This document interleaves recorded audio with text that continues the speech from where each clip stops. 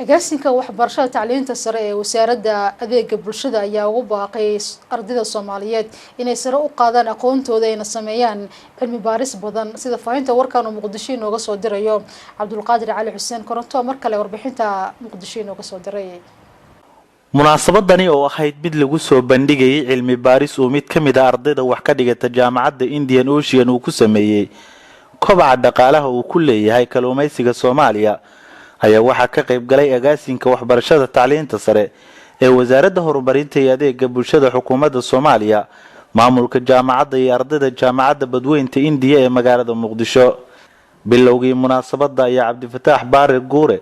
oo ah ardayga diyaariyay buugani uu ka soo saaray cilmi baaris uu ku sameeyay kororka dhaqaalaha dalka uu ku leeyahay kalluumaysiga ayaa waxa uu halkaasi ku soo bandhigay qaabka uu cilmi baarista u sameeyay iyo faa'iidooyinka kalluumaysiga uu leeyahay dhaqaalaha dalka buugan cilmi baarista ah ee research-ka ku soo sameeyay oo ciwaankiisu yahay Somali Fishery in Economic Growth oo hadda halkiina ka muuqdo ayaa waxaan diyaar u ahay inaan wax yar oo khulaasa aan idinku soo bandhigo hortiina buugga aad arkaysaan oo Somali Fishery in Economic Growth oo ciwaankiisu yahay ciwaanka Somali Fishery in Economic Growth waxa aan ku doortay maadaama uu dalkeenu hodan ku yahay kheyraadka isla markaasna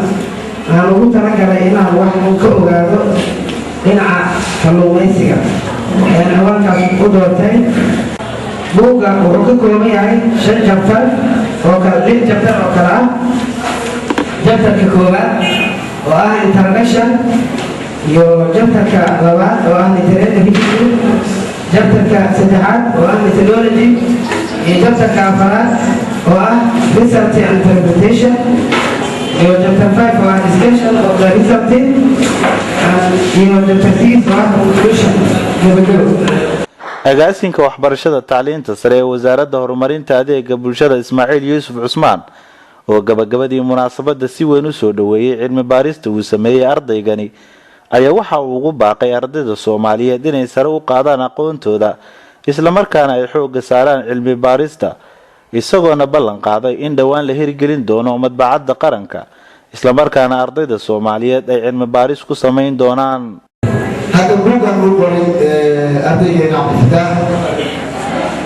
وبروج وحكي أول أمر كمان في ومكان مقالات سافسي نقاش كأول نقاش رواني أبغى نشوف بس كمان هدي ما تكلني أصل الحقوق من هذا بدوشو